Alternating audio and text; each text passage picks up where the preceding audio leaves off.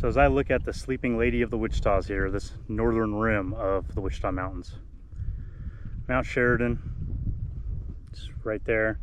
Poco Mountain, they call this one Little Tarbone, and then Tarbone Mountain itself.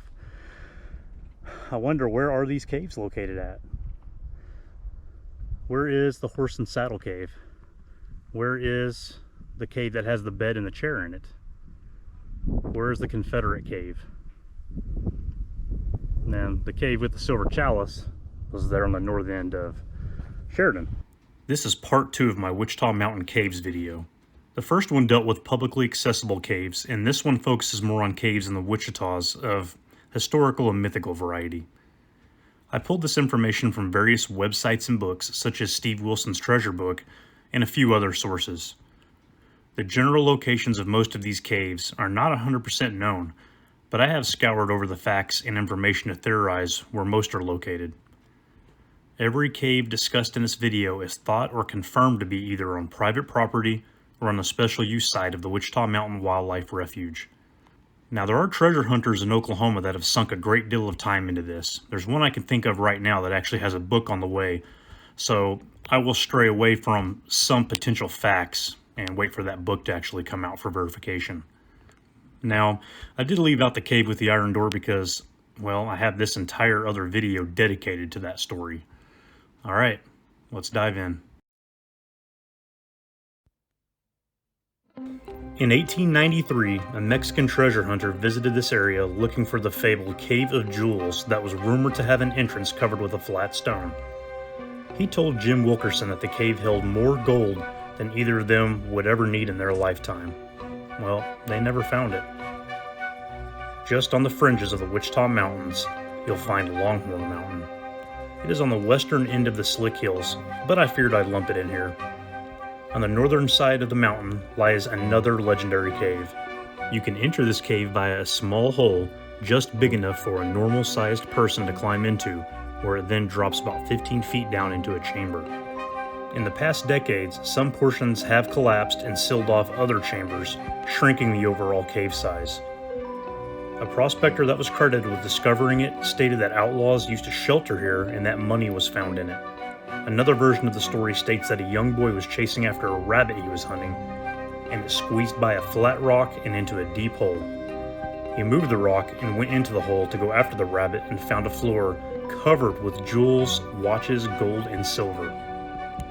On the way home to tell his family of his discovery, he was unfortunately struck by a rattlesnake. The young boy sadly passed away shortly after revealing what he had found. The cave is still there, but if it had treasure in it at one time, there's no telling what happened to it.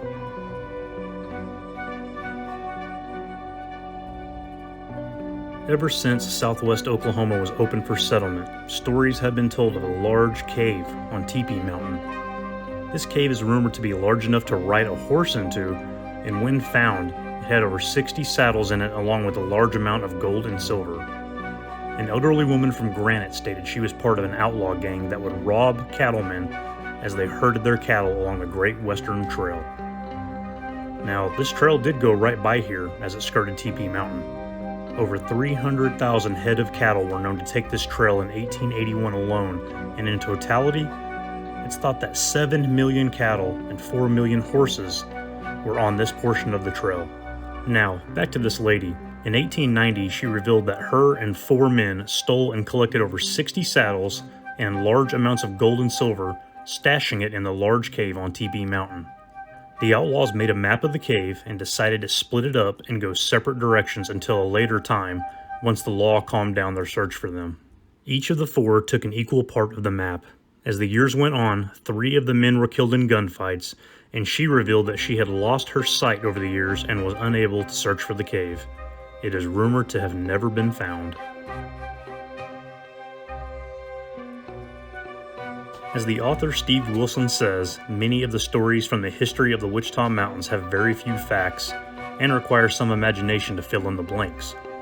In 1915, a man by the name of W.M. Mcdaniels stumbled upon a cave near the northwest side of Mount Roosevelt, not far from the old mining camp of Mears. He had explored this area for several years and had never seen this cave before. When he explored further, He crawled inside and found 4 human skulls and bones scattered all over the floor of the cave. There were also small pieces of worn and rotted Confederate uniforms. Also present in the cave was a large bundle of Confederate notes, amounts unknown. The dates of the notes were 1861 and 1863. So right back there, around Tarbone Mountain, supposedly a cave that has a wooden bed and a wooden chair in it. A friend of mine that was an avid hiker in the Wichita Mountains a few decades ago told me about a cave that exists on the western edge of Tarbone Mountain on the restricted special use area. He stumbled upon a cave that was quite large and had an old wooden bed and rocking chair inside of it. Now, this source I speak of is someone that has since passed away, but he used to treasure hunt this region decades ago and knows Tarbone Mountain very well, both sides of the fence. He mentioned the cave is on the refuge side of the fence, however. People have asked me if I trust his intel, and that's a resounding yes, because he has given me hand-drawn maps to other publicly accessible places that did pan out. I'll be making more videos about some of those in the coming months. It is thought that Joe Hunter was probably really close to solving this one. One of the maps that he obtained showed a grave, a horse in a saddle, a cave, various symbols, and descriptions of nearby buried loot. Hunter labeled this one the Horse and Saddle Cave. He seemed to feel strongly that this was located near Mount Tarbone. This cave seemed to be used by outlaws as a landmark. Hunter spent weeks and weeks, even months, looking for the grave displayed on the map. So in this area here along Medicine Creek, just a little ways down towards the northern base of Tarbone Mountain, Joe Hunter found a foundation of a cabin, a few other things, and most importantly, the skeleton of a giant man. Now, Medicine Creek is spring fed, but the next closest spring is Black Bear Spring to the west, which is actually much further west past Mount Laramac. Maybe it is a spring that has since dried up, or maybe it was just water seeping down the mountainside through cracks in the granite. But Joe Hunter spent a lot of time here in this area, following the clues left in all the maps and everything. In the end, Hunter wasn't satisfied that he found the correct cave displayed on that map. Maybe the cave he found was the one I just referred to as the Bed and Chair Cave. I'm not sure. We'll probably never know. The legendary Joe Hunter once believed that $23,000 was hidden near Mount Sheridan.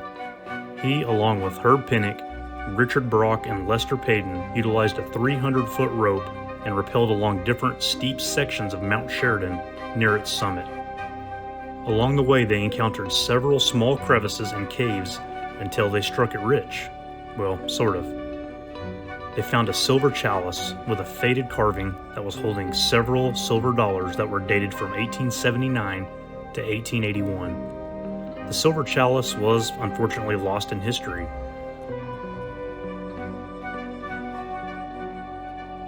If you've ever been on Lake Tom Steed, you can look to the west and see the tall peaks known as Twin Mountains. It is rumored that somewhere on these mountains, a cave exists that has strange objects. In the 1930s, a young boy was hiking around one of the buttes and managed to locate the small cave entrance, barely large enough for him to squeeze into. He said he peeked in and saw chairs, tables, weapons, and other strange objects. The boy's parents didn't buy the story of his discovery, but nevertheless they accompanied him as they searched, and of course, they never could find it again. Now, this one I have a hard time believing, especially when I read that the young boy could barely fit through the hole, but yet he saw large objects inside the cave. Unless there was a rock slide, I guess I have a hard time wrapping my head around large objects being inside this cave that's also mentioned in Mr. Wilson's book. But it does make you wonder over the years how many little rock rooms and caves all over the Wichita Mountains have actually been buried by rock slides.